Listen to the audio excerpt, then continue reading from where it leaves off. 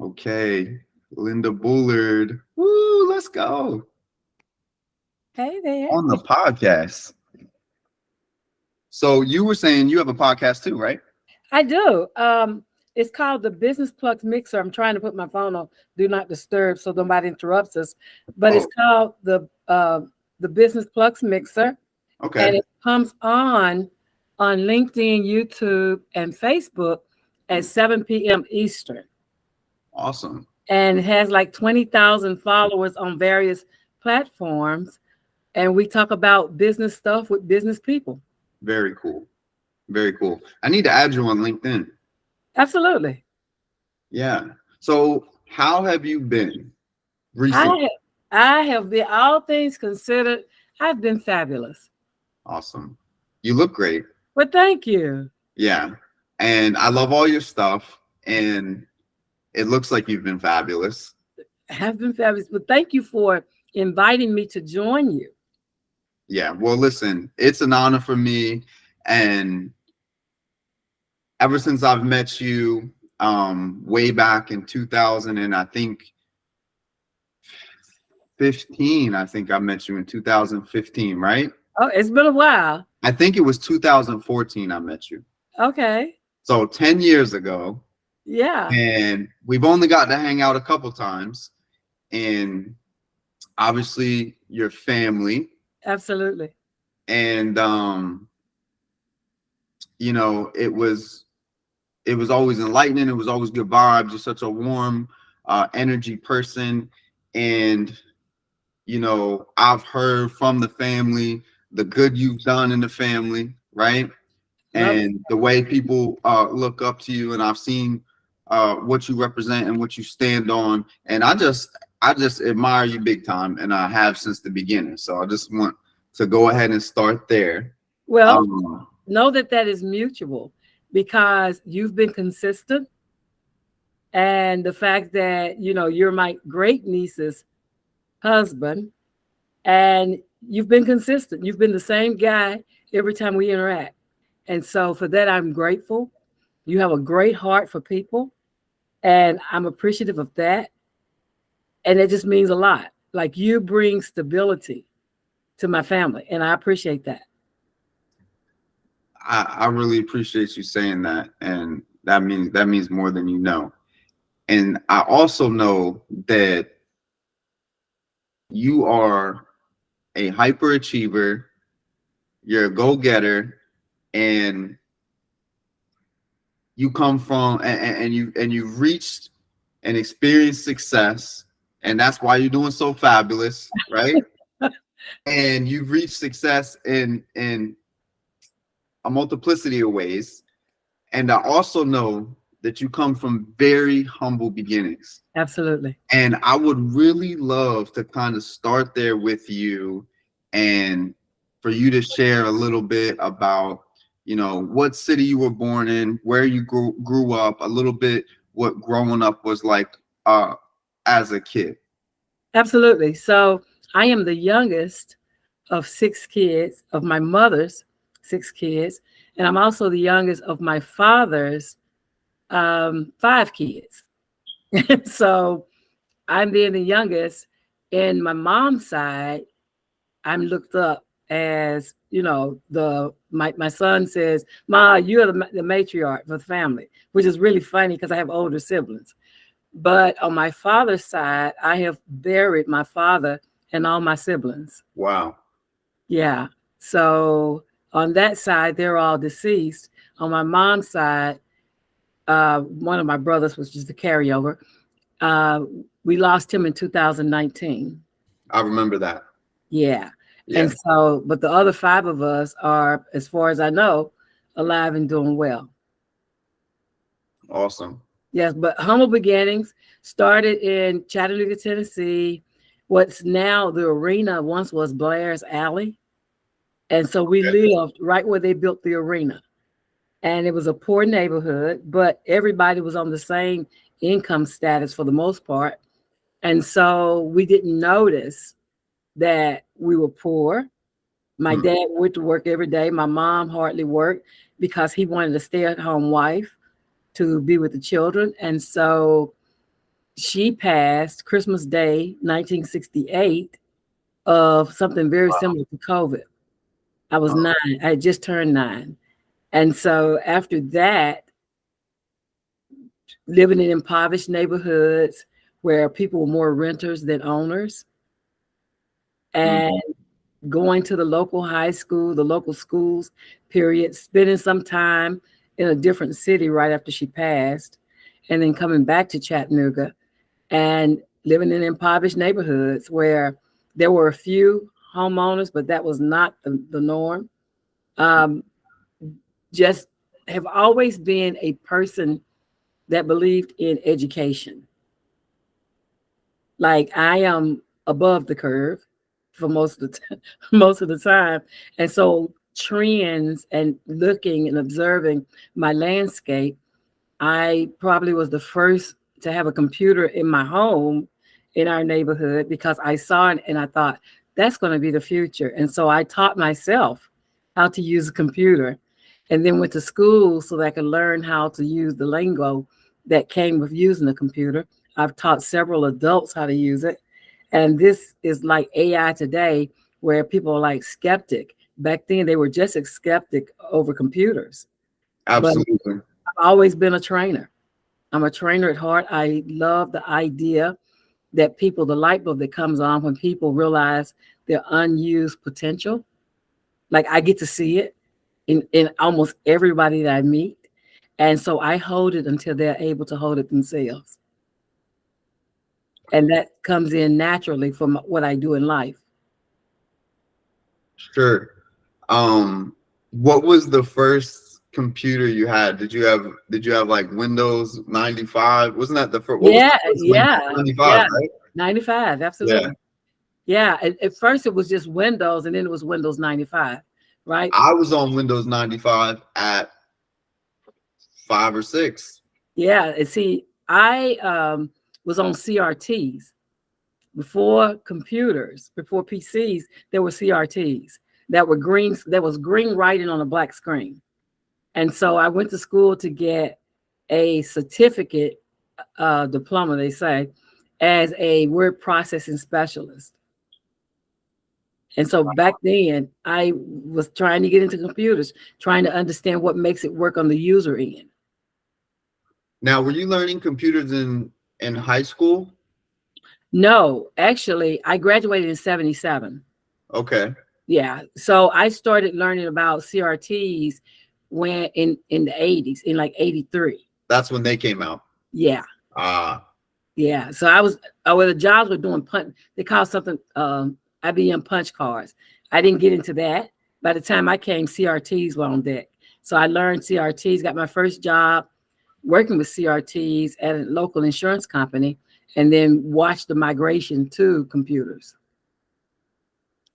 I did not know this about you. That's so crazy that you've been into technology, at the forefront of technology, since that far back. Yeah, I'm a nerd. I am a bona fide nerd. And so technology is like my jam. I think it's also funny, like back in the day, especially if you were a guy, if you were on the computer a lot, you're like, or read books, you're like a nerd. Yeah. Right. And it wasn't cool to be a nerd. It wasn't manly to be a nerd. A nerd's weak, a nerd's this, a nerd's that. And now nobody thinks that. And if they do think that, they still know that that nerd is probably making like a bazillion times more money than them. Yeah, exactly. And that's the thing, because nerds rule, right? Because they're forever curious. They always want to know how, why, and what makes it tick. Like they're curious. And so because they're curious, they seek to satisfy their curiosity. Yeah. And when you said how pro education you've always been, obviously, like, we could go on the topic of big education, but I think that you'd agree that you love learning. Really. Absolutely. I'm a lifelong learner. Absolutely. And that's the nerd part of me. Like I like trivial information. Like, it doesn't have to be relevant to any other person. It's just that I like gathering information. I like knowing. And I like, so much so in my travel, I try to go to places that other people are okay with reading about, but I need to see it, feel it, be there for myself. Satisfy my curiosity. So you just breezed through high school, straight into college. What college did you go to? Yeah, so had my first child at 14. Wow. Yes, had my first child at 14, went to the school for unwed mothers and to continue school, then went back into regular high school. I graduated from the Howard High School in Chattanooga, Tennessee, go Tigers.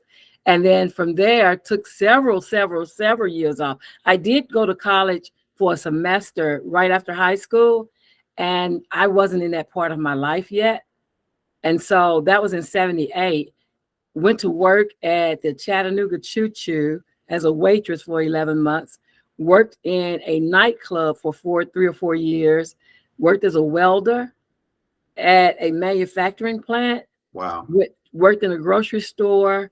Worked in a hotel as a maid. I gotta back you up though, because being a 14-year-old mother, like, what even is that? That means, in my case, that means I was determined that my son would not go without. Like, I indebted my life to him. And so I did all that work in all those different places because I wanted to show him.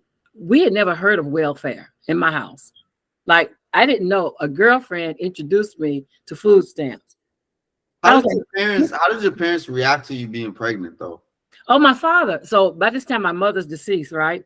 So my father, when I told him, he was like, "We're gonna make it." Well, the same thing he told me when I asked him what was going to happen to us after our mother passed. He said, "We're going to make it." Right. And so my father, his sisters had babies young, and he didn't miss a beat. He became the mentor for my son and the parent for me.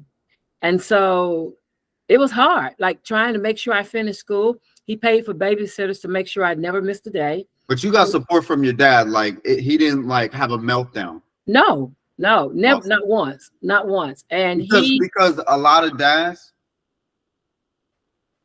probably would, right? Well, and he wouldn't talk to that's not what's gonna do anything moving forward. And a lot of dads too, you know what they're gonna do? They're gonna say, you know what they're gonna say? Yeah, you gotta go. We're not doing it, right? Yeah. But he was like, no, my sister became pregnant at 16. And so in our family, that's something that just happened. But what he said is, you're still going to have a career. You're still going to have to do things. He said, it may be hard, but you're going to do all the things you want to do in life. Wow. But it all started with, if my son couldn't go, I couldn't go. So he kind of locked that chain down. So I didn't have any more children. Like, everywhere I went, I had to take my boy, unless I was going to school or work. I had to take my boy. Did you that see slowed this down the story process. about dads in the household and the effect they have on the success of their kids? Oh yeah. Versus single moms, right? Right. And I think that is just another testament, because especially the way your dad handled that, right? Like, yeah. He was definitely hats off to that guy, man. That's pretty amazing, and that's a blessing for sure. He was an amazing man. I mean, my mom had 4 kids before he met her. Oh wow. And so he became the stepfather of those 4 kids. So wherever my brother and I, who were his, went, he also took those other 4 kids until the oldest father came for him and took him off. But there were 5 of us most days living with my dad up until each of us got grown. So not only did he take care of his kids, he also took care of another man's kids as well. Man, what a man. Yeah. Had his flaws. He wasn't perfect by any stretch of the imagination. Had his flaws, but at the core of everything, he promised my mom on her deathbed that he wouldn't separate her children. And he did the best he could not to do that. Really admirable to do that. For Yeah. real. Man, that's amazing. So boom. So you're like, I'm gonna take. So where's your son's dad? Like, is he around? Is he Yeah, helping he's with the around. money? Like, is he paying? Well, so no, he's not paying because I was 14, he was 17, and then he had an addiction. Oh, he's on And drugs, huh? so he was dealing with his own life struggles, right? Oh, Yeah. So I promised my son that he wouldn't miss him. He would come around for birthdays or Christmas or whatever yeah, and spend time with him. But you know, he had his own demons. yeah. Um, can you kind of talk about like, because you're in Tennessee, you're in the South, you're in that area in the place and time, right? Like 70s and 80s, right? And you're a Black woman in the South. Mm-hmm. And now,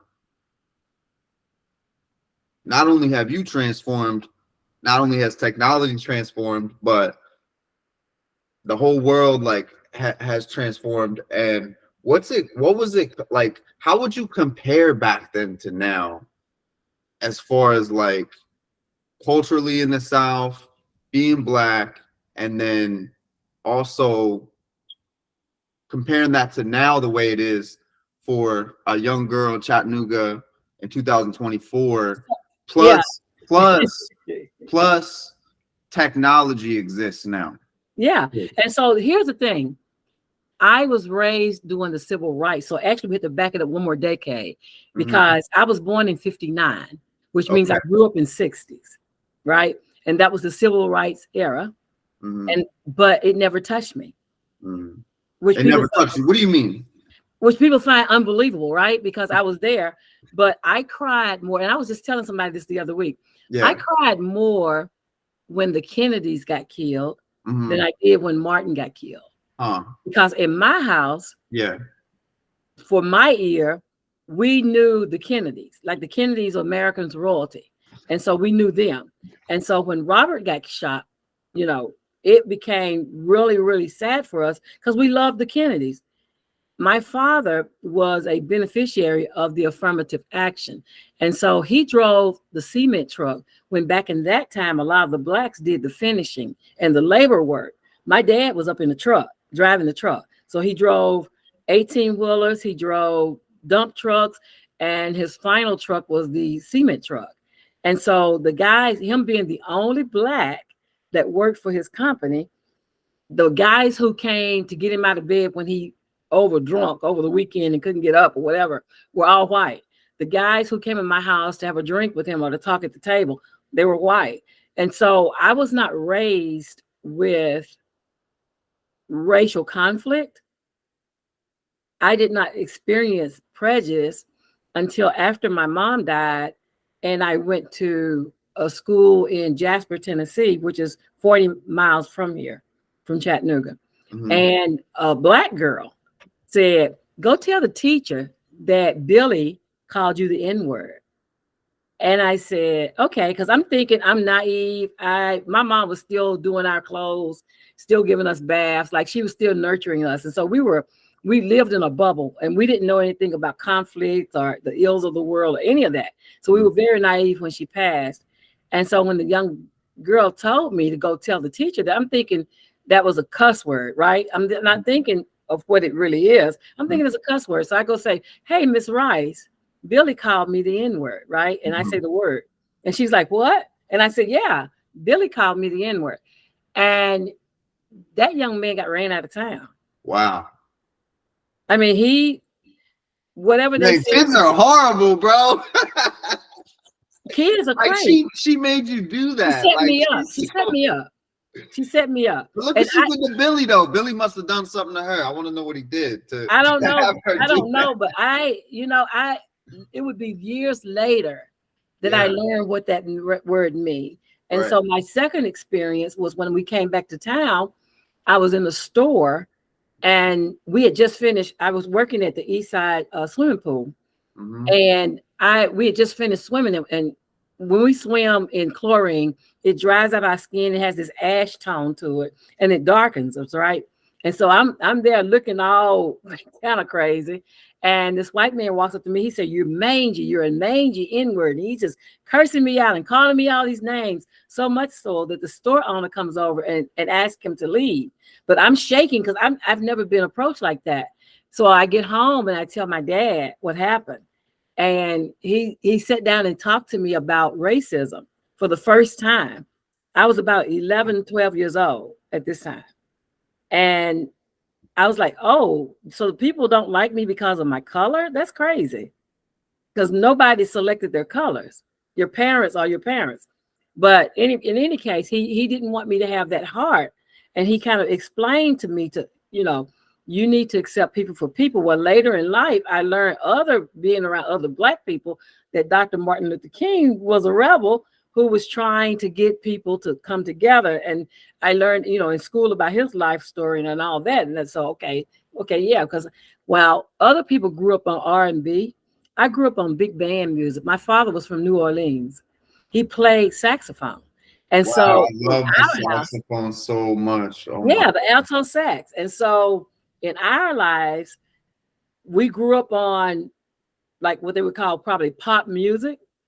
And so elevator music. And it wasn't until I was 13, 14 years old, hanging out with friends that I learned about R&B. Like I didn't know anything about R&B at all because that wasn't what was played in my house. And so my friends educated on me. They were like, girl, you got to be cool. Now, my mom, she listened to WNRO, which was the only Black radio station. So for her, but she only listened to it for the gospel. And so for her, it was, I understood gospel music, but I didn't understand the whole R&B thing. So I'm a little different from most people my age that grew up during that time. Even my siblings, because my brother talks about being ran out of a project. It was an all-white project that's not all white now, but it was back then. And he talked about where he used to run away from home all the time. And he talks about how he ran into this project and people chased him. White people chased him with brooms and rakes and everything else. And this white lady put him in her car and drove him to safety. And he was so scared. And he's been gone, like this was like in the 60s, but he's been gone since his dad took him to California and he hadn't came back yet. He's like, I'll never come to Chattanooga again. He was traumatized by that experience. Yeah, because even when I stayed there for a little while, coming from Rehoboth Beach, Delaware, Dewey Beach, Delaware, and even though there's like I'm from the lower Sussex County, so it's like countryish too. Yeah. But it's not a big population, but there's like these off roads that are just like, this is where it goes down. You know what I'm saying? Yeah. And I saw racism there, right? And especially me being white, but being on both sides, like I could be in a room full of white people and it's only white people. And since it's only white people, we're going to see one of y'all's racist in here. That's usually how it goes. If it's enough, one back then, like now, I feel like it's definitely, I feel like people have changed. Like, I feel like people can change. I feel like they do change. And I feel like some people change and feel remorseful. And some people change and don't feel remorseful, but they still change. And they just like, look, I ain't about to apologize for nothing. You know what I'm saying? Like, and it wasn't me. Yeah. Like it wasn't me. I don't feel like that now. And that's it. We're not about to talk about it. Like, I feel like you got those type of people too, but they change too. And so I'm talking about back in 05, but then 2014, we came to Tennessee, and the way it was in Delaware in 2014 compared to Chattanooga was a different experience for me, because we lived in a really bisexual area. Yeah. You know what I'm saying? And we're in the Bible Belt, right? Huh? We're in the Bible exactly Belt. And a lot of the people that have those ideas tie them to the Bible. Yeah. You know, so for them. But then you got black people that really hate white people too. Absolutely. I've been around those people too, right? Absolutely. And that's like a crazy experience too, you know? On like, both sides. and maybe like they don't hate me individually, you know, but they're like me being white isn't their favorite thing about me either, though. You know what I Yeah, mean? yeah, Like, yeah. but we're And still cool, or even we're right. still friends, even, you know, and maybe maybe they hate white people a little bit less now that they're cool with me. You get what I'm saying? Yeah.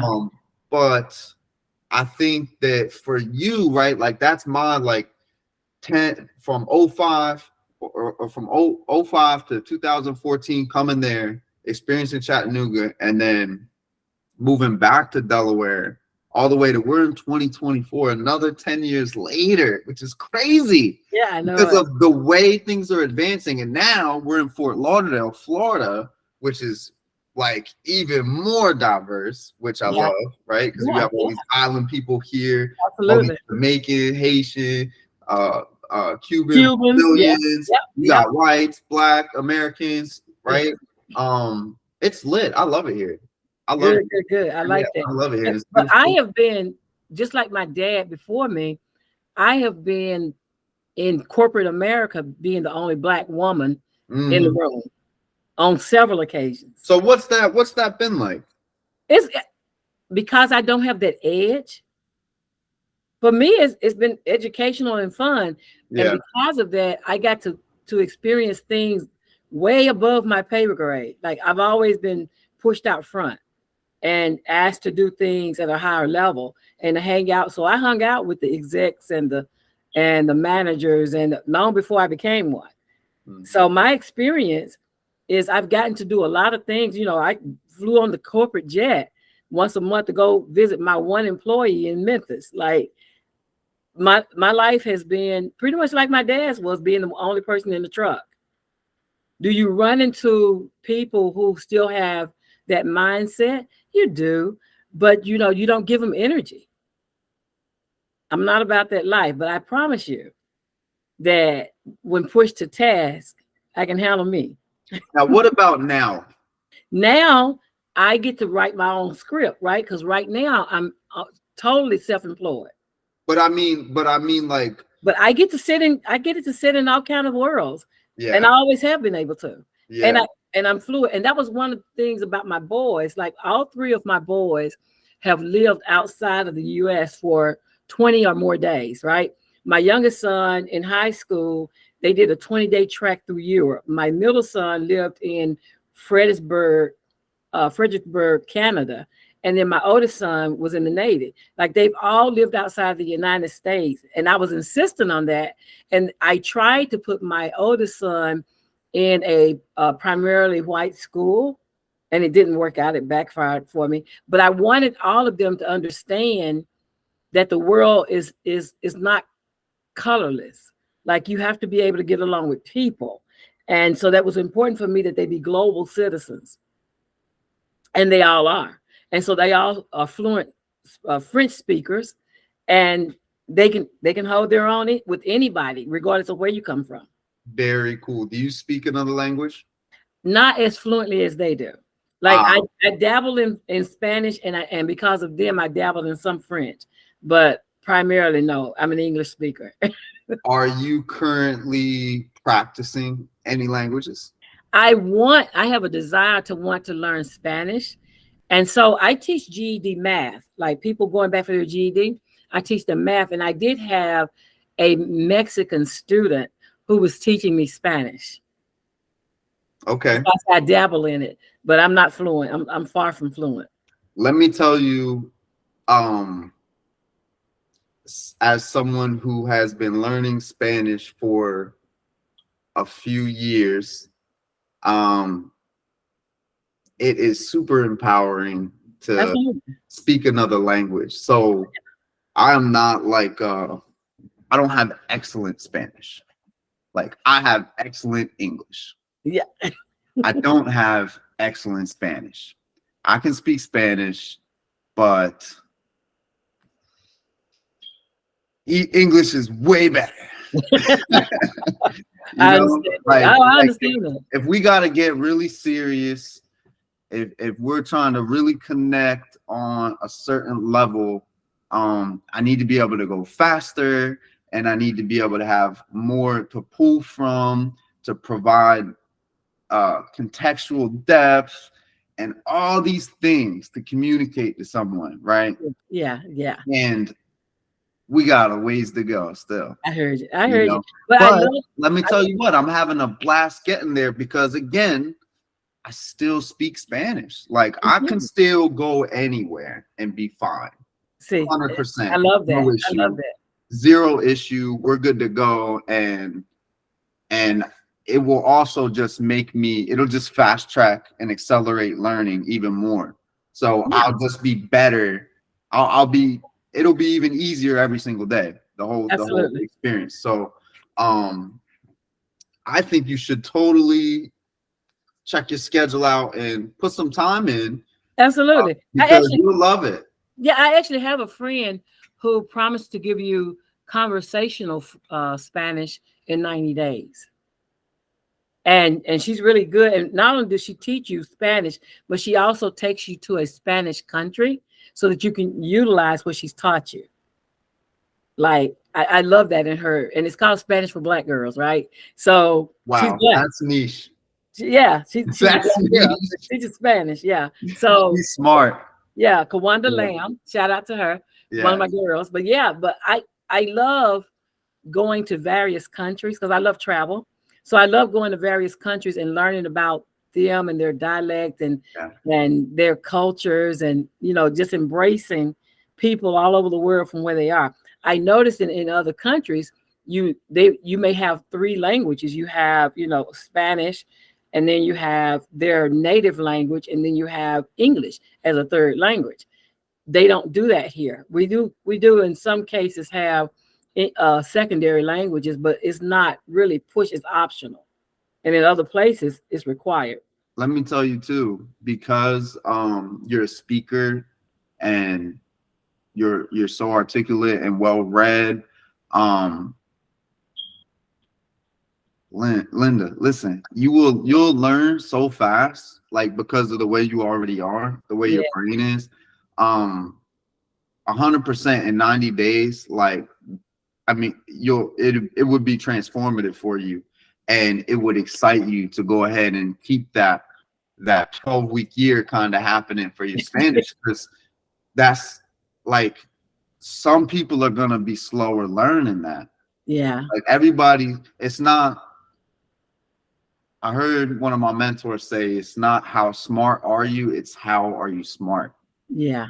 And I think you're smart with language. Oh, well, thank you. Yeah. And so I just want to encourage you, like, yo, look, here's what you got to do. If this was pre-2021, I would be game for it. But in 2021, my brain was traumatized. And so because of that, it doesn't function like it once did. So you got COVID in 2020, right? 2021. 2021. Yeah, I flatlined. You got wrecked by COVID. Yeah. I flatlined, was put on the ventilator, and in a coma for 15 days. Wow. Yeah, and that kind of reshift everything. So I'm not who I was back then. So you saying that there was damage done that was like permanent? Oh well, they don't know, right? Because this has never happened before. Right. And so there are no records. So we're making history. But you flatlined? I did. For how long? I don't know. All I know is I drove myself to the ER because it's 8 blocks from where I live. And this guy said they were waiting on me, that my doctor had pre-registered me. And I remember following him down the hallway and into a room. And I remember my sister, your wife's grandmother, coming in to fuss at me. And that's the last thing I remember. I woke up again. It was 15 days later. Oh, man. Yeah. So I don't remember. They had taken the ventilator out of me and everything by the time I woke up. Wow. So I don't remember the ventilator or any of that. Just a lot on the brain. Yeah.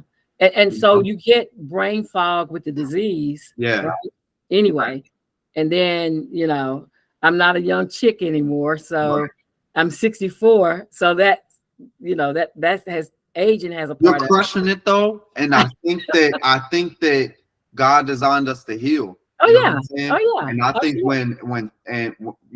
when things are in alignment, I think that healing can happen. I think healing can take time, Oh you yeah. know, but I think that so far you're proving that. I mean, do you feel like you're still getting it back little Oh, by I'm still, little? absolutely, absolutely. I when I first got out of the hospital, I was taking 18 pills a day Uh-huh. to stay alive. Like it wrecked my body, Oh like my my goodness. blood pressure, my blood sugars, my heart rate, like Wow. walking up steps, all of that. Anything I did that was out of the norm, my body didn't process it well. So learning how to relive again and to understand this new me, like I'm always learning something about how the body acts because it's running on its own pretty much now. So I have to kind of follow suit and learn, okay, what does this do to me? Taking it easy. So yeah, Are you working out? yes, I am. Well, Do I you have a trainer? work out. So I lift weights, hand weights. Um, I haven't done it since before Christmas. Do you And have a trainer though? no, I don't have a trainer. But, Listen, but you so should hire a good trainer. yeah, so your cousin is a trainer here that does fitness. Okay. Yeah, Ed's son, Elwood. How long has he been a trainer? I want to say at least 5 or 6 years. Okay. Yeah. Cool. And he's doing that professionally. So That's what you want. You want someone that's been around for a while. Like you don't want because they hire these new kids and they hurt people and stuff. I'm telling you, the gyms. Yeah, I'm and not trying to stuff. be hurt. And that's the thing, because at this age, if I hurt myself, No. I won't feel it immediately. I'll feel Yeah. it like 3 or 4 days later. You want someone that's definitely got a lot of hours working with people like you. Yeah.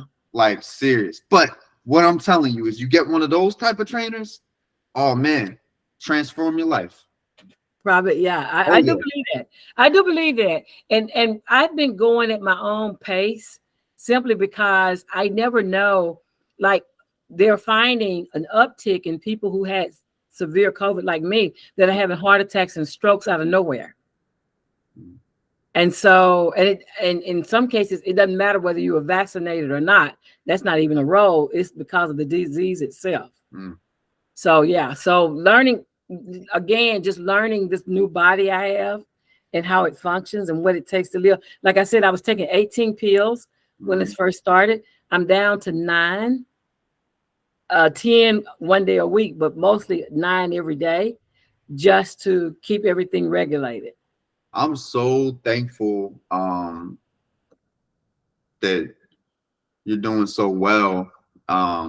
That's scary to think about. And I wouldn't think about that too much if I were you. I was focused on like you've been and God. You go to church and stuff? Absolutely. Yeah, I thought you did. Yeah, I would stay focused on that, and staying grateful like you've been, just doing everything you've been doing. Because here's the thing too, right? Like, there's I seen some pretty crazy content about the vaccine killing people. Yeah. Right? And my thing is this, right? Because it was news to me what you just told me about people like getting so wrecked by it and then coming back, but then down the line still get wrecked by it, that type of situation. That's the first time I remember hearing that. Like it's from you right now.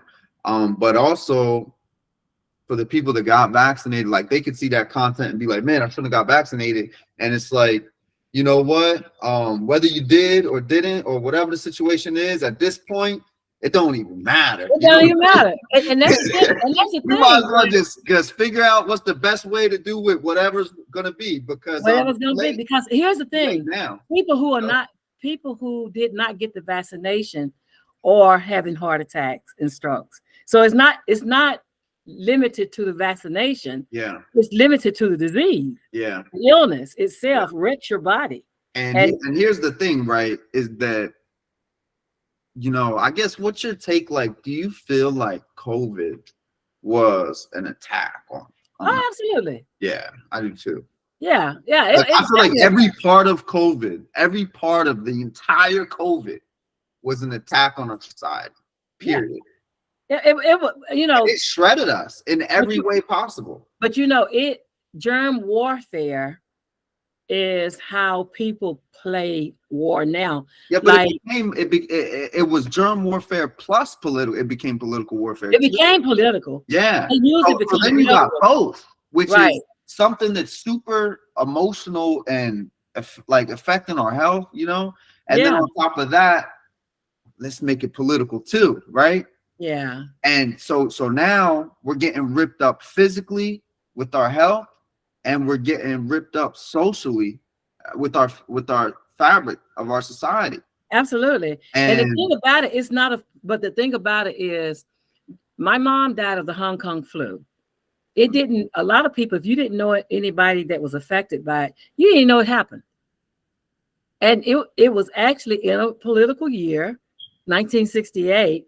It was just like I've done a documentary, had a producer from Washington to come down and talk about, the same motives, the same narrative, make America great, like all that stuff played into 1968. You had the war going on, you had the soldiers coming back from Hong Kong infected with this new virus that Americans had never had, like all this stuff, right?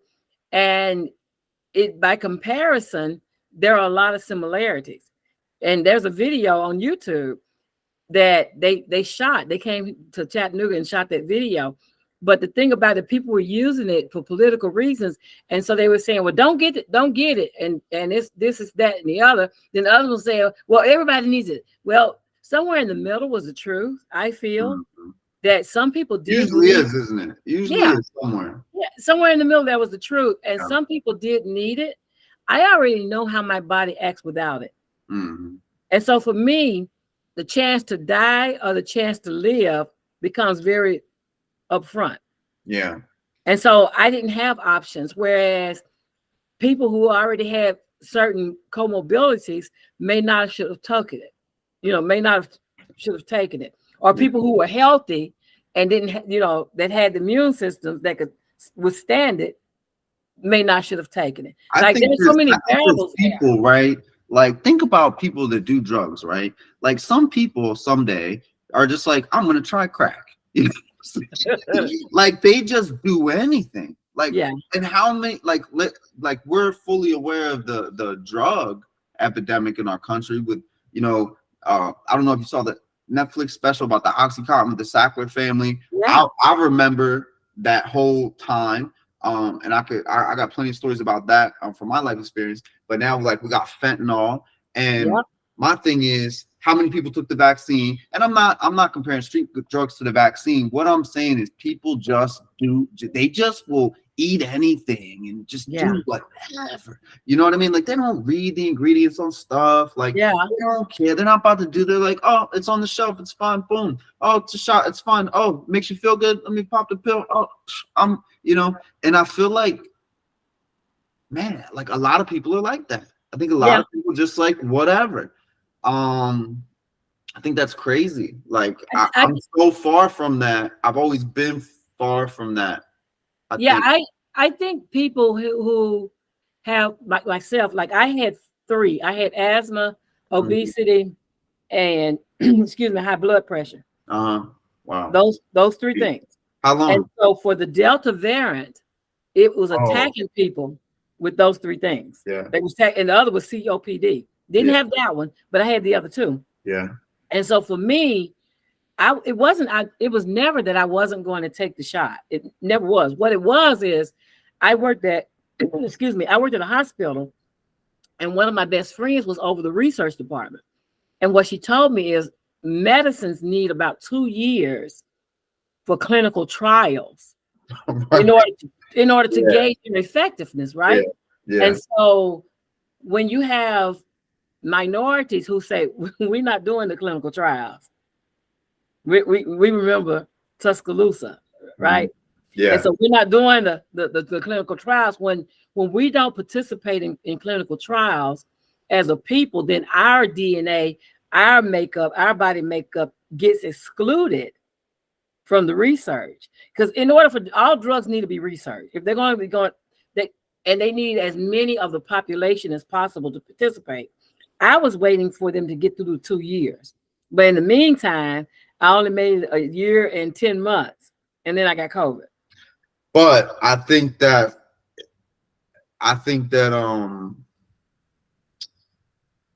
most people don't know that.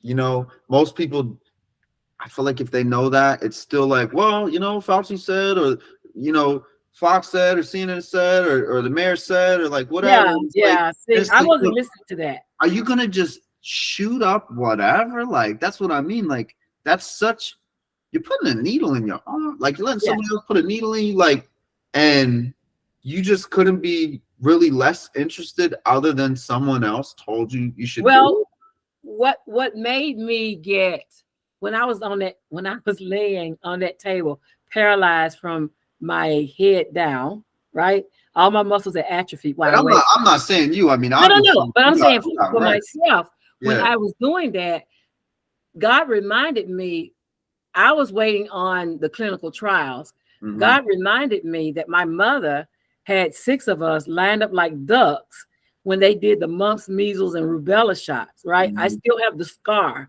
from the shot that we were lined up to get to go to school. And to me, what he said to me was, you need to go ahead and do what you need to do to stay well and let me be God. Right.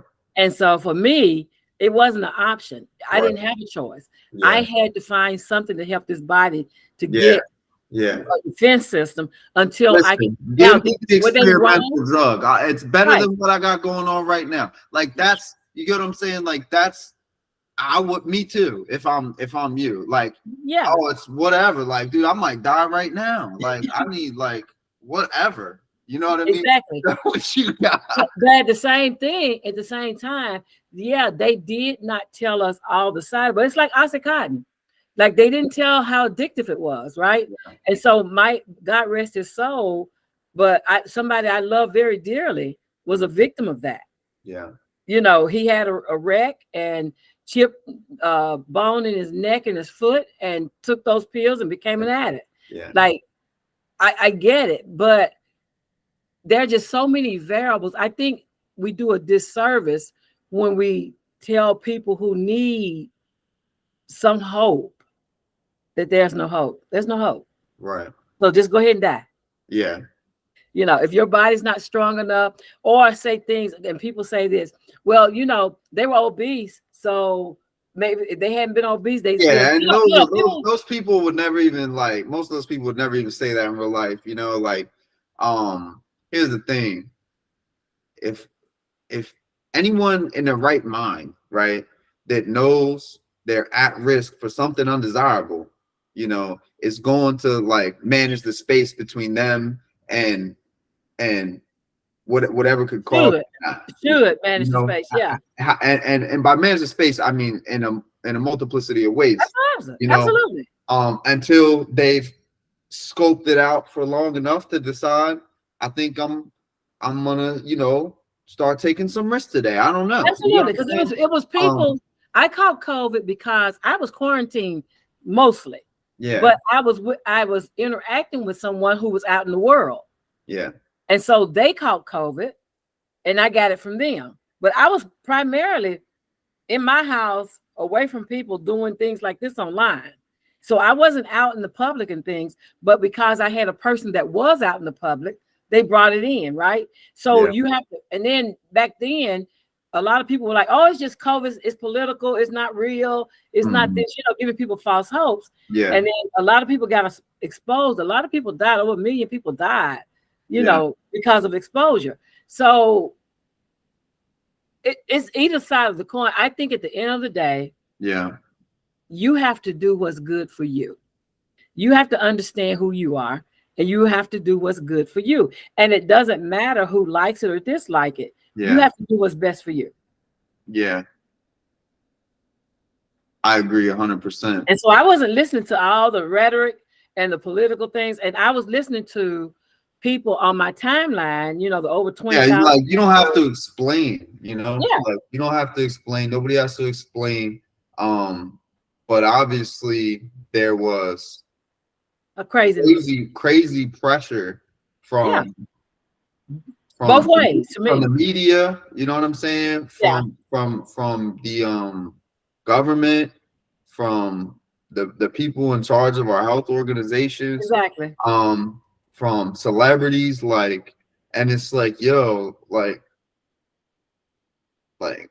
y'all trying to sell me, like y'all trying to sell me too hard here. You know what I mean? Like there's like red flag after red flag. So at the bare minimal, I'm gonna hang tight indefinitely. And the longer we hung tight, the more I was like, I feel like I've seen this movie before, in a different version. You know what I'm saying? But man, I'm just glad you got through that and you're thriving now. Oh yeah, I And have what's called long COVID now, but I'm better than I've ever been physically. I'm awesome. better than I've ever been. So you're still speaking, Yeah. and then you're still doing business coaching, correct? Yes, I'm teaching, speaking, meeting people everywhere, all over the world. Absolutely. So you've been doing a lot of traveling? No, so haven't done a lot of traveling, but I did go to California. I went to Palm Springs, California. Very beautiful desert land. I Nice. got to experience that a few weeks ago. But I actually have picked up some followers in Canada and the UK. Cool. Yeah, Cool. And so you have a YouTube channel too, right? I do. You do. Okay. And so what content like do you have on your YouTube? Is it all your podcasts or? Yeah, it's the podcast. So it's the Business Plugs Mixer. And it's basically on Sundays at 7 Eastern. I have guests on the show that talk about business stuff for business people. So it's about anything that I think is interesting. Tomorrow, I have a young lady that's coming who's talking about ghostwriting for people who have a story but don't know how to tell it. And so that's what she does. She does it for celebrities and anybody else who wants to get their story seen and heard. Then I have in 2 weeks, I have a guy who invented something to stop kids from stealing cars, and it's called No More Joy Rides. And so there's an apparatus he's created to help people stop getting their cars stolen, their vehicles stolen. So yeah. What do you think about ChatGPT? I love ChatGPT. Me too. I love ChatGPT. That thing is crazy. Again, nerd, right? So it's technology. So of course I love it. But I have learned to use it to the best advantage for me. And I have encouraged other business owners and helped them to learn how to understand it. Again, it feels like computers. When we first started computers, that same anxiety was there. That, oh, it's going to take over the world. Oh, we're going to be flying in a spaceship like the Jetsons. Like there were so many things when computers came out that people said in order to dissuade people from using them. And I think using anything responsibly, that it serves us, and understanding how things work. And if you don't want to get left behind, then you have to stay abreast of what's going on. ChatGPT, you can build and sell anything with that. Anything. That's what it is. You can build and sell stuff with that thing. It's just learning to use it responsibly. Like I was teaching my class the other night, that you want to use it, but you have to verify facts, right? Because it's an inanimated object and it doesn't understand what's real and what's fiction. So if somebody put, I created the internet, then it would say in your document, Linda Bullard, the creator of the internet, because it doesn't know right from wrong. And so you have to use it responsibly. Is that what it would say? Yeah. Because it's scraping what's there. It's only scraping what's there. And so if people put up a lie or people just made a joke, like it doesn't know right from wrong.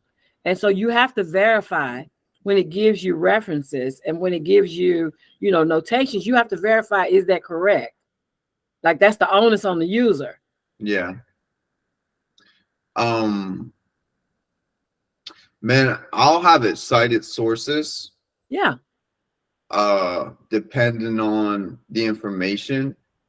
I don't know. It's been pretty credible for me. Like, Yeah. even It's if I actually, don't ask for the sites and like for writing copy and stuff like that. but if it gives you sources, go check it to make sure those sources are correct. Again, because it will say in your sources, Linda Murray Bullard created the internet. Yeah. And you don't want it to say that if that's not true. But it doesn't know. For stuff for certain things, it's definitely important. But you should always be. I mean, here's the thing. Like, you're still, that thing's like a magic wand. Like, but you still gotta use it though. Yeah, Like, and you got to understand what it's doing. You still have to. it's still you. So yeah, I agree with what you're saying. From my experience, it's just the more context, the better. Right. The And better. you as it learn your voice and learn your style and learn who you are. Because I support paying the paid versions because it's a deeper relationship than the free versions. Like the free versions, it's not inclusive of your style or your I give humor. And so in my presentations, it gives me, suggestions to use that sound like me. Like it understands my voice. Yeah. So did you make some bots with it? I already had bots. Uh-huh. Yeah, I had bots. I've had Manny Chat bots since 2019. No, I'm saying in ChatGPT, like you have there's a feature now where you can create custom chat bots. Right. That's not my thing because I already have bots set up everywhere I need them. Is my point. Okay. Right, yeah, right. so I don't use it. Just what I do though, I do like Dally. Dolly. Uh-huh. Yeah, so I do use that for my graphics. Yeah, for the images and stuff. Have you tried Midjourney out? I haven't. Midjourney's pretty cool. Okay. It's pretty cool. I mean, I mean, like, as far as using it for business and to make money, I mean, it's not like these are Midjourney stuff. Okay. But like, it's cool though. Like I have it. I've used Dolly and stuff. I don't know. I like Midjourney. I like what it puts out, and I've spent more time using it. But yeah, the AI stuff's crazy, man. I love it though. I love that it finally got here because a lot of this technology has been there. Did you know that the driverless cars was invented the year I was born, 1959, and they're just now coming out, right? Dang. But according to the research, insurance companies did not support it because if it should have an accident, who do you bill? Because the person's not driving, and the other person, or place or thing that it hits.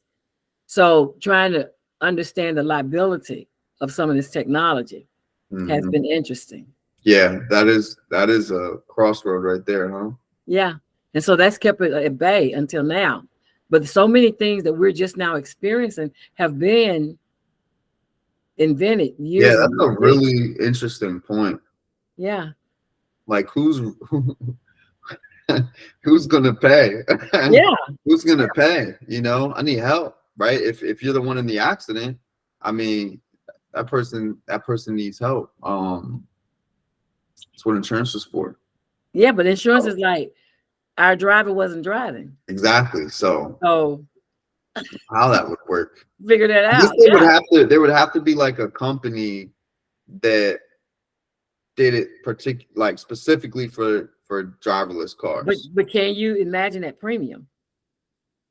So yeah, you got coverage. And now it's only for rich people. Yeah.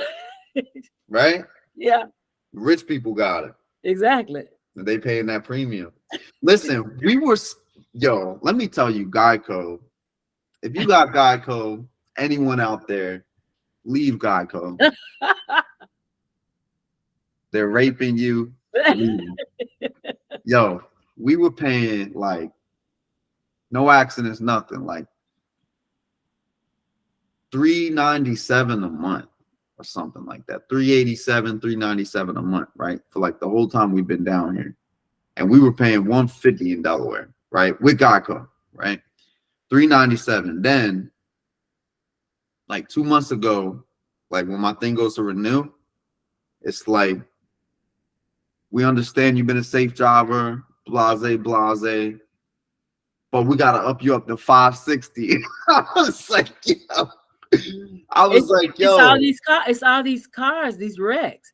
Like everybody. No, 560. But those, you remember the video that came out? Maybe it was 460. Yeah, I think it was like 487. It was like up somewhere 500. I double, right? It was such an obnoxious amount that I'm like, I will never, like, I'm on the phone with the lady. I'm like, I would never ever pay y'all that number ever.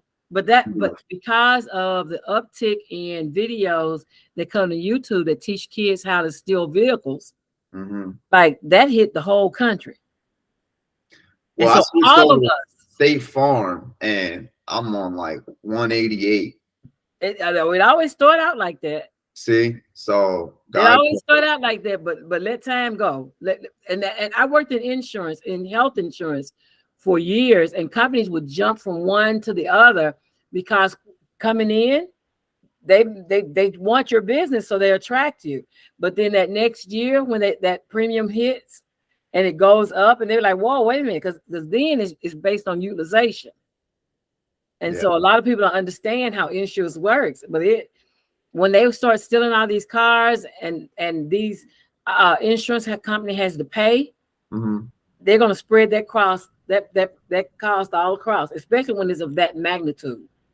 Yeah. So in Florida, one of the extra things I needed to be insured on was because there's so many uninsured drivers here in South Florida, and there's like so many accidents with uninsured drivers. There's like this extra piece on the policy that like protects you, like, I guess, from uninsured drivers or something. Yeah. So it's kind of like how we were saying, how would you, like, it's like on a smaller scale, like there's this whole extra coverage that I'm gonna get all the coverage I can get. Like, that's the type of person I am, because they're like, you don't need to pay that much. They're like, all you need is this and this, and you can drive, and this is only this much. And I'm like, basically, I'm driving uninsured. Like, I'm just paying $150. But like, you're only right, and something happens to your car, then if you or me, or me or somebody else, like, period, right? Like, I'm not trying to worry about none of that. It's bad enough if that happens. I don't want to have to worry about money and stuff, you know? Yeah, exactly. Like, and I want to be able to know that, like, as much money as I could have set to take care of the situation, I got it.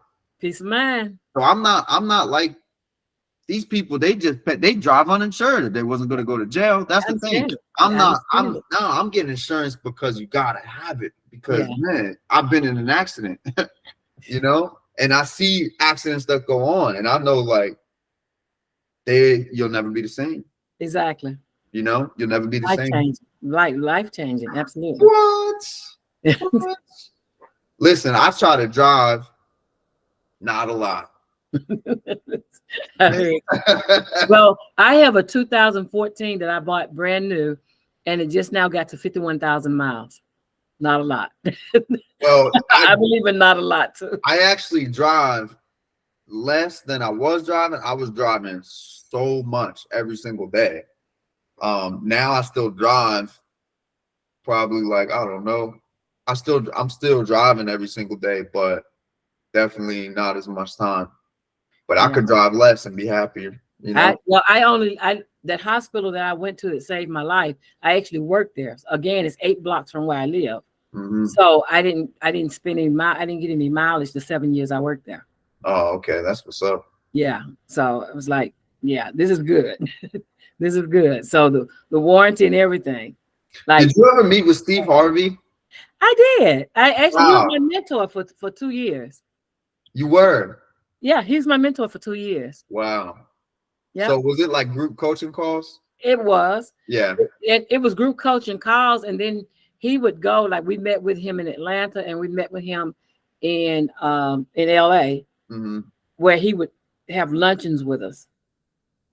Oh, he would, huh? Yeah. How long was that program? A year each, 2 years. A year. Mm-hmm. Would you pay up front for like a year? Yeah, you pay $5,000, and it Oh, covers that's the pretty year. good. Wow. Back then, $5,000 is not the same $5,000 we have today. Yeah, because now they're like 20. That's 10 years ago. Oh yeah, now they're like 20 now. Yeah. One of those. Probably for him it'd be even like 50 or more. Yeah, I've exactly. seen him go for 80. I've seen somebody sell them live for 87 bands. Absolutely. Live on stage. Yeah. Take the envelope if you want to have a conversation. I still have connections with a lot of those people that I met through that program. It started March of 2015.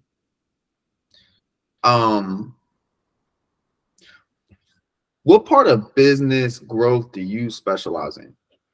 I specialize in the infrastructure. So I get you ready to grow. Okay. Like making sure that your business model works, making sure that you have automation and technology working for you, so you're working smarter, not harder. And then making sure you get all the certifications and all the different things that you need in order to go next level. So yeah, I'm infrastructure. I'm the basis. That's great. Yeah, I work with businesses 3 years or more. Mm-hmm. So I do an assessment of their business and look at where they may have gaps in their business models to make them more solid so they can get funding or grants or contracts. Cool. Yeah. Do you have like, are there particular industries that you see the most of? I love that I get to go through all the industries because there's a baseline for business and I'm at that baseline. So it doesn't matter what industry you're in. They all need to have a firm foundation. And so I get to learn about a lot of different, right now I'm learning about food safety, the quality of food safety. One of my clients, that's what she does, is they go out and if you have, like right now we have a salmonella outbreak at Costco's, like her agency goes out and find out why. Why did that happen? Oh, wow. So they they figure out how it happened? Yeah. Yeah. Wow, that's awesome. So it's kind of forensic. Yeah, absolutely. It's forensic and then it's preventive. Like once they figure out what happened, then they put things in places. Listen, I don't think anybody used to like. I feel like Chipotle had to fall all the way off. You know, like yo, I used to tear Chipotle up. Chipotle started tearing me up, and that was the end of that. A while back, I'm like, I see people eat Chipotle. I'm like, y'all still eat this? Well, people still eat tacos, Taco Bell, mystery meat. I make homemade tacos. They're fire. They're authentic.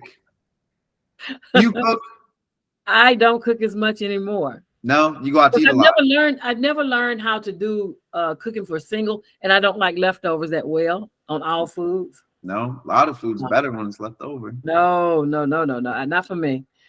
You have sauce. It marinates, you know. Yeah, but some foods, the second day just doesn't do it for me. I know. I know a lot of people like that. They don't like. Yeah.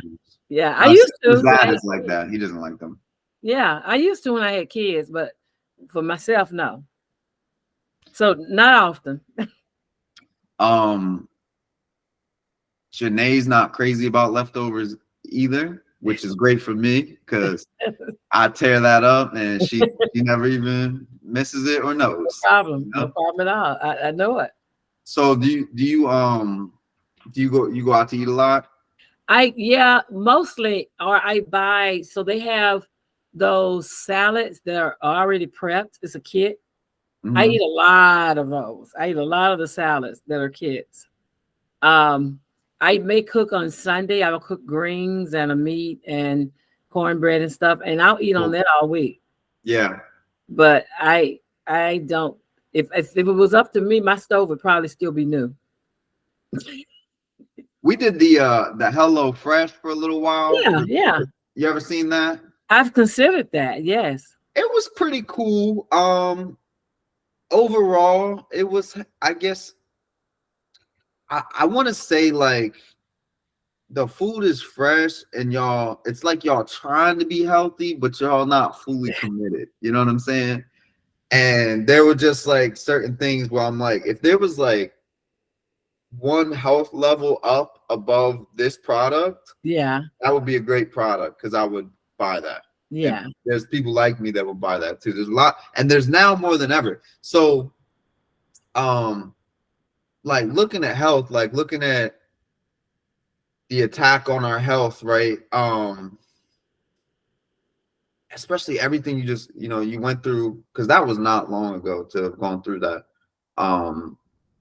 Do you feel like you're more health conscious as Oh, far as absolutely. like, Absolutely. And I was, are you on any holistic supplements? Are you doing well, any of that stuff? so I was doing, at the time I got COVID, I was actually doing the black seed oil and the sea moss every day. Okay, But that's good stuff. That black seed again, oil. again, my immune system was at a point where it didn't help me. So I haven't done as much. Now I take minerals, right, and vitamins. So I'm on vitamin B complex. I take strong levels of D. I have zinc and magnesium. Magnesium and vitamin D are the money. Yeah, and Yeah, calcium. I take every single day. I've Like, noticed a difference definitely in my sleep and in my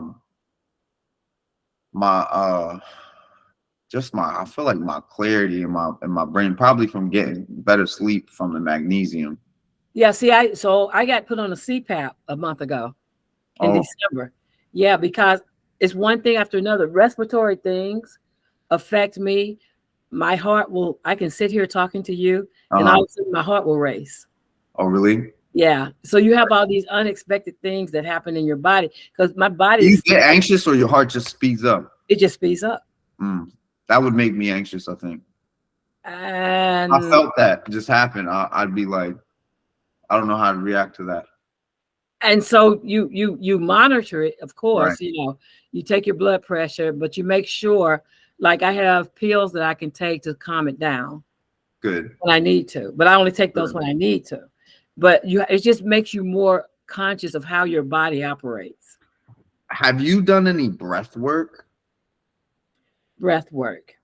Yeah, so deep breathing exercises. Yes. Yes. In fact, that's what I use to bring my blood pressure down. If it goes a couple of days, I start using the breathing techniques to get it back to normal. Aren't they amazing? Yeah. Yeah. They really are. It's just remembering to do them because I don't have short-term memory anymore. And so every day it's like Groundhog Day in reverse. Short-term memory, right? Yeah. I wake up. How long is the short term? Not very. I can tell you what I did 20 years ago. I can't tell you what I had on to wear yesterday. So you're saying like the previous day is hard for you to remember? Yeah. I have details are hard to remember. All the time? Every day. Wow. It's like kind of being a little too high all the time. Right? Like, I don't know. I've never been too high. You never smoked weed? It never appealed to me. You smoke weed and you get high and then you get a little bit higher than that. And there's like this point where you couldn't remember what you wore yesterday and you couldn't remember a lot of stuff today and yesterday if you try. But then it goes away because you're not high anymore, Well, mine is like that. It's like that all the time. And that's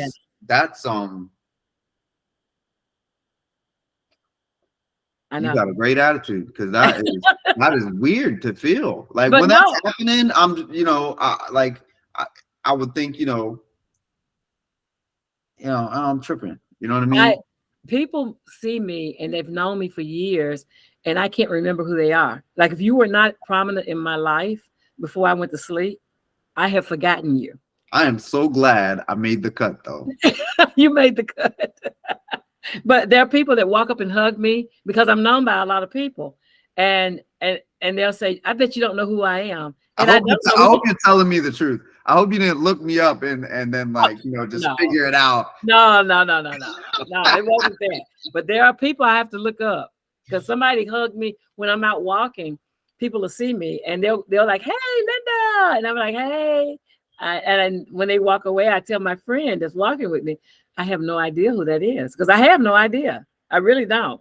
Yeah, and And I know people feel offended when you don't remember them, but I have no short-term memory. I think the feelings get hurt because I'll tell you what, I genuinely have had moments that I feel bad because I see that this person is like hurt that I don't remember them. Yeah. And sometimes they would help me remember and it would come back and I'd understand why they felt hurt. Yeah.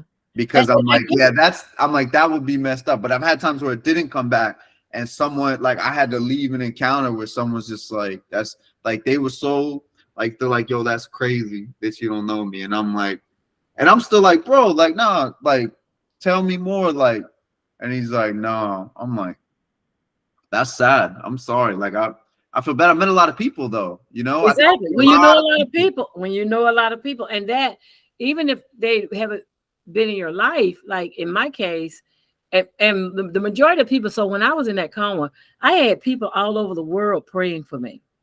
Like I had all these thousands of people praying for you. I remember all that. And I woke up to 794 phone calls.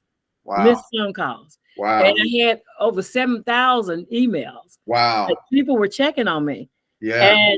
But I don't remember a lot of those people. I really don't. And it's not that I want to slight them.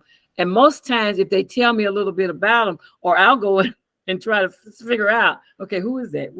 I know that face, but I don't know who that is. Sometimes I can see the face and don't remember the name. I mean, that's amazing. Sometimes I don't even remember the face. So 700 people called your phone. I mean, that must feel like amazing, because not just the love from that, but also that's a lot of people to have your number to call your phone that would actually call you while you're sick. It's kind of just a real reflection of the impact that you've had on lives out here. They have been so nice to me. They have right now I'm trying to do this business education project, right? That takes off in May. And I said, I'm just going to ask people to support me. So I asked for my followers. I said, well, please contribute $1 to my Cash App, right? Mm-hmm. And the first day I got over $500. And I was like, that's amazing. Yeah. Because I was only asking for $1. Right. And I said, I need 3,500 people to just contribute $1. And I'll pay y'all back. No promise. No, I know. But I plan. Nobody's going to miss $1. Everybody would be collectively like, nah, you good. It's just $1. Like, yeah, but I got 500 though. You know? I mean, but a lot of them were paying like $10, $20, $50. Oh, wow. Yeah, wow. People were actually doing that. Wow. And so that first day I was like, okay, thank y'all, you know. Yeah, and so I'm amazed, but I'm not, but I've helped a lot of people over these years. Like I've been a business 10 years and a lot of businesses don't make it to here. And so I've blessed a lot of people. I always try to give back. Like I'm doing things to give back.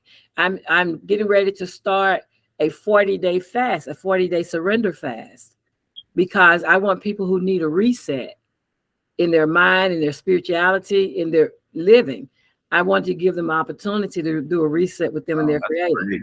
That's really valuable. And so, but I do things like that because I am, at the end of the day, this is not just my business. It is actually my ministry. That's really great. I'd like to talk to you more about that. But yeah, but it's like a second, but I mean, like, but it's based on a book by Celeste Owens, PhD, and it's called The 40-Day Surrender Fast. And so my group and I are starting it on February 1st. But before you get there, there are like 5 chapters of pre-work. I'm gonna look this up real quick. It's called The 40-Day Surrender Fast by Celeste Owens, PhD. But the people that are doing the pre-work are like, this is amazing. This is just what I needed, because it's helping people get back in tune with their purpose and why they're here. Do you have books? I do. I have so many books. Yeah. What's your favorite? What's your hottest book, Aunt Lynn? What's your favorite book? So the book that people like, the book that I'm I'm selling right now is Minority Business Certifications for Beginners. That's the book that I'm putting out there right now. But the book that got all this started is the Well-Read Dry Memoirs of a Motherless Child. Yeah, we'll have your books in the description box. It's in every public library in the United States. Like, I purposely gave it to the Library of Congress so it could be in every public library. Awesome. All they have to do is ask for it by my name and by the title. And the library will actually pay for it to be placed there. Yeah, I like this. Where'd it go? Crap. The 40-day surrender fast, the guide for releasing your plan, renewing your mind, and restoring your life. That's what it is. Yeah, great. I love that. And so it's just a daily devotional, I guess. Right. It's a daily devotional. Right. But it started off with 5 different chapters. I have it here. It started off with 5 different pre-fast preparation, like let God do a new thing. What is a surrender fast? And it has reflections on each subject. It has bold and courageous. It has why 40 days. Like, each one of those are to get you ready and in the mindset so you're able to receive all the various lessons. It's not a big book. Like, it's a really small book. It is 100 and what pages? 169 pages. And no, it's 170 pages, but the last 2 pages are about the author. Okay. Yeah, but it's a good, quick read. Yeah. And my good friend, Maria Stanfield, is doing it now. She started the first week of January, and she's doing it for 40 days with a group up in the DMV. But yeah. Nice. I wanted to ask you, what would be,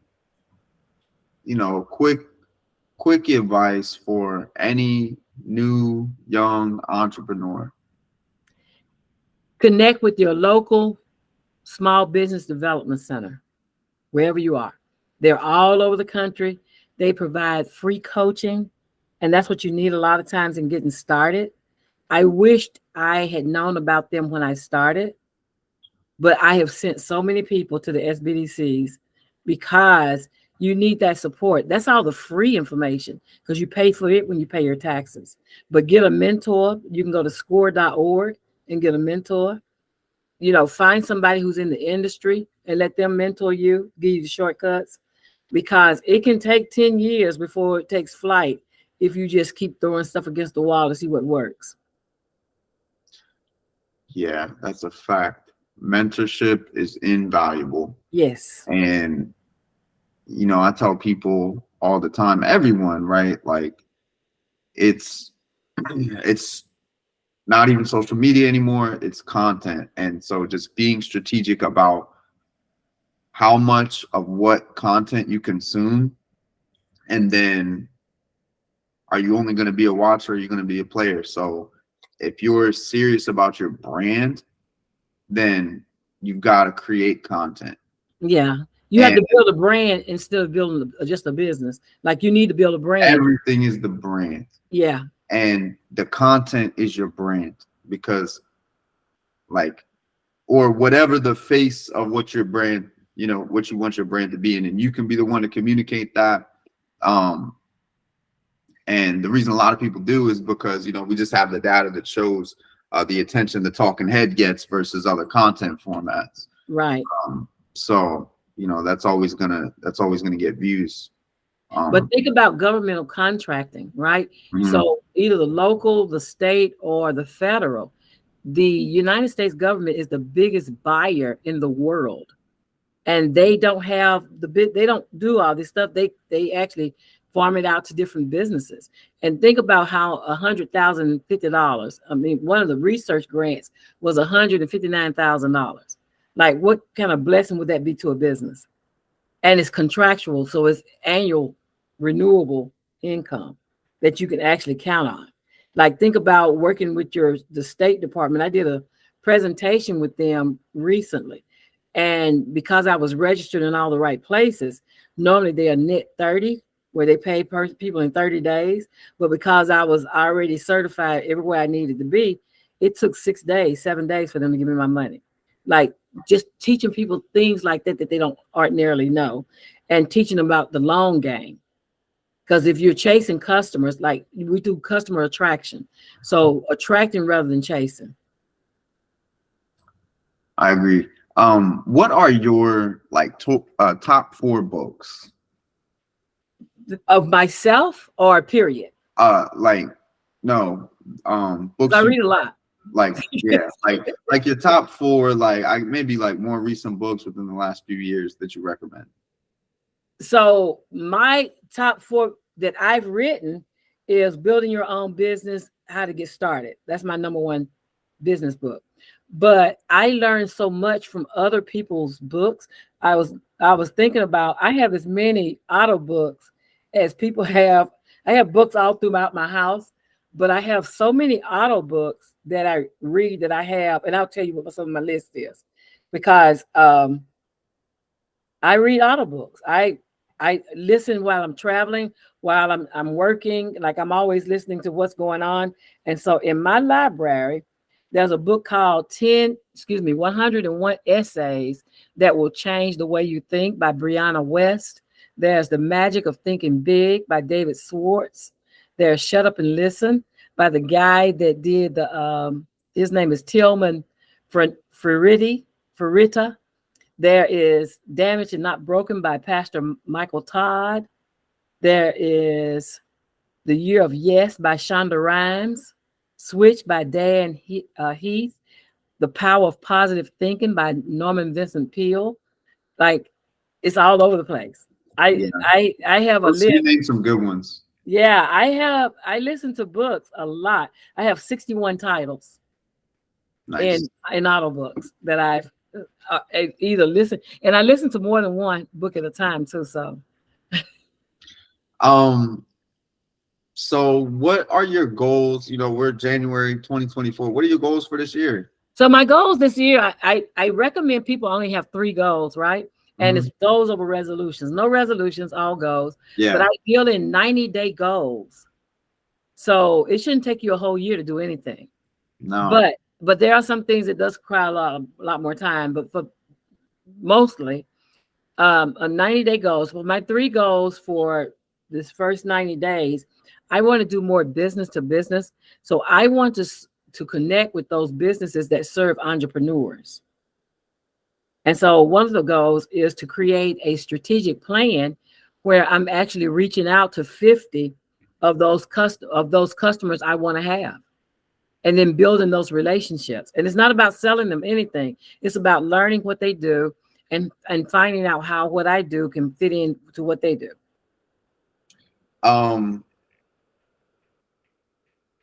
What do you think about affiliate marketing?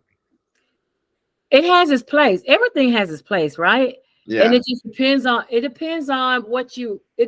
your goals and if you're committed to the process. I like having my own thing. Like I do cross marketing. So yeah, maybe that's I think you can call it either one. Yeah, I do cross marketing where I'm on some, like this is cross marketing. This is you coming into my world, me coming into your world, right? Yeah. And so we're swapping audiences or introducing ourselves to each other's audience. I do that a lot. But as far as me saying, hey, go buy Coca-Cola, like to me, that's affiliate marketing. And I don't do a lot of that. I see. No, I see the difference now in what you're saying. Yeah. So I do a lot of cross marketing. And in fact, right now on my page, I had everyone that I know who does car detailing to drop their information. So when you only sell your friends' stuff. No. If it's good, if I run across something that's good, yeah, because you do more of selling your friends' stuff than selling company stuff. I sell more of my small business clients and students. Yeah, stuff. That's cool. But right now I'm talking about car detailing because it snowed here. We had a bad snow situation, and so it's been too cold to wash your car. But once the weather breaks, I'm plugging all the people who do car detailing up. Like post your information here so people can find you next week when it gets warm. Like I do stuff like that. Yeah, that's great. Yeah. That's awesome. You know, because it's cool to give people extra help and help friends and stuff, Absolutely. especially when they're receptive, because I mean it's really a lot of times for certain people, if you just give them a couple steps, like they'll do it. And it's like, bro, like that's all you really have to do is that. Like it's not, it's a little bit of work, but bro, like it's all work. It's all work. I work best with people who are ready for me because I'm a stretcher. I stretch people. They were like, Miss Linda, I've never even thought of that. I hear that so much. I've never thought of that. I've never thought of that. And we sit down and we work a plan. We work up a plan, an action plan, and then they just work the plan and then check back. You know, I'm in I'm in these high performing women's groups, right? And I was just sitting here, and then my cousin was like, hey, we need to lose a few pounds. Let's do it together. And she's more analytical too. And so we're like, okay, now we got a tracker, we got this, we got that. And I'm like, okay, this is a formal, this is a formal thing I'm starting in addition to these high performing women's groups I'm in. It's good though. It's find your people. Yeah. 100%. Find your people. Absolutely. You know, vibe with your tribe, you know, for sure. We need it. Yeah. I've met a lot of really amazing people here. We've been here 2 years. And I was so excited about moving here and who I was going to meet here. And I'm really thankful for everyone I've met in my life. But since moving to Florida, man, I met some great people since moving here. You know, and I miss my people back home in Delaware, and I got love for them too. But I had to, I had to get out there. I said Florida. Yeah, I had to get out there. You all made the announcement that you moved to Florida. I'm like, Florida? Yeah. Okay, well, okay. It's great here. It's huge. Yeah, so you're not that far from Calvin. Calvin's in. He's up northern Florida. Lakeland, yeah. Yeah, he's up north. Yo, we got to check him out though. Yo, he's the nicest guy ever. Yeah, he just had a birthday on the 15th. Yo, like again, that's another one that just all good vibes, love from that guy. Yeah. You know, the times I've been around him, and we got to get out to Tennessee. Listen, we're gonna be out there. We're gonna check you out when we get out there. Absolutely, please do. Yeah, let's go get something to eat and hang out. Absolutely. And it's been way too long. It has been. You know, we ain't been out there since like, I don't know. It's been like a few years. We got to get out there. Absolutely. Have you seen all the there's so many little ones running around. I have not seen any of them. No. I stay isolated for the most part. You do? Again, because the virus is up, right? And my health is compromised, so I can't be around. Oh, so that's really so you still, man, that's crazy. So are you good? Are you good to link up with us or what? Yeah. I people respect my 6 feet, like all the hug and stuff. I can't. Yeah. Do all that, but the people that know me, like they don't expect to hug me or whatever. They just, air hug or whatever. But yeah. But people who care about my health, and want me to stay here, they do what they can to protect me. Yeah, I mean, like I teach class. I teach class. My students, if anybody coughs in the class, they run and get masked. Okay, we're all masking up. We're staying 6 feet. They are very, very protective of me. Yeah. Well, listen, whatever makes you feel good, we're good. Yeah. You already know. Oh yeah. But it's good times. But yeah, when you all come back to town, let's do hook up. Yeah. Well, listen, I want to talk to you for a second off camera when I cut it off. I do want to just thank you for hanging out this evening and sharing with me and the audience. And I just want to thank you so much for your time. And it's always much love. And you we can link up on here and post the, you can be regular, whatever. Okay. Well, you're welcome to come to the mixer. Okay. Like, I'll invite you. I'm booking for September. I'm booking for February right now. So if you have a Sunday at 7 that you're available, The only Sunday I've booked, I think, is the 17th of February, but the others are open. So if you want to come through, come through. Okay, that's a bet. Absolutely. That's a bet. Well, thanks again so much. Like I said, much love. Hang tight though. Okay. Absolutely. All right. Cut this. Boom.